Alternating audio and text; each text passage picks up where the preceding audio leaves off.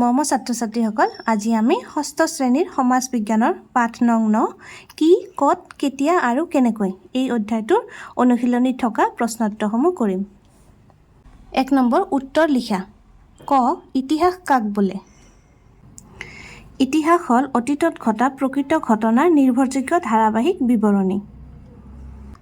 খ নম্বৰ সাধুকথা আৰু ইতিহাসে একে অৰ্থ নুবুজায় কিয়?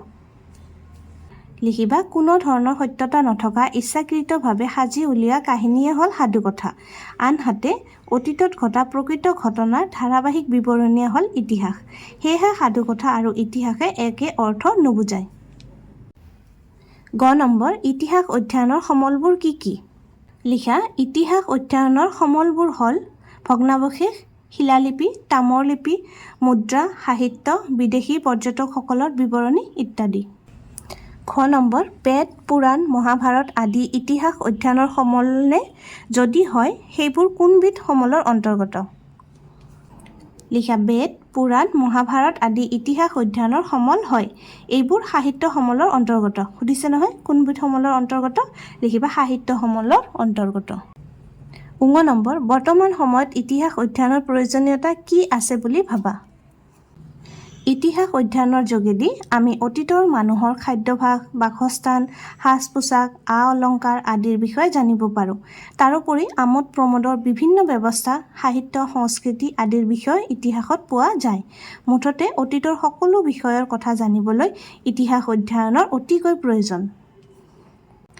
প্ৰথম বুৰঞ্জী আৰু ইতিহাসৰ পাৰ্থক্য কি?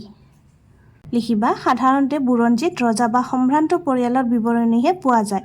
ইয়াত সাধাৰণ প্ৰজা বা জনসাধাৰণৰ বিষয়ে উল্লেখ নাথাকে। আনহাতে ইতিহাস হ'ল অতীতত ঘটা প্ৰকৃত ঘটনাৰ ধাৰাবাহিক বিৱৰণী, য'ত সকলোকে সামৰি লোৱা হয়। 2 নম্বৰ তুমি জনা যিকোনো এটা আখ্যান বা সাধুকথা দলত আলোচনা কৰা। এইটো তোমালোকৰ বিদ্যালয়ত কৰিব লাগিব দেই। তোমালোকক শ্ৰেণী শিক্ষকে দল বনাই দিব আৰু সেই দলত তোমালোকে যিকোনো এটা আখ্যান বা সাধুকথা আলোচনা কৰি লিখিব লাগিব। 3 নম্বৰ প্ৰশ্নটো দলগত কাৰ্য। এইবোৰ তোমালোকে স্কুলতে কৰিব লাগিব। আজিৰ ভিডিঅ'টি ইয়াতে সামৰিছোঁ। আমি 9 নং পাঠৰ আটাইকেইটা প্ৰশ্ন উত্তৰে কৰিলোঁ।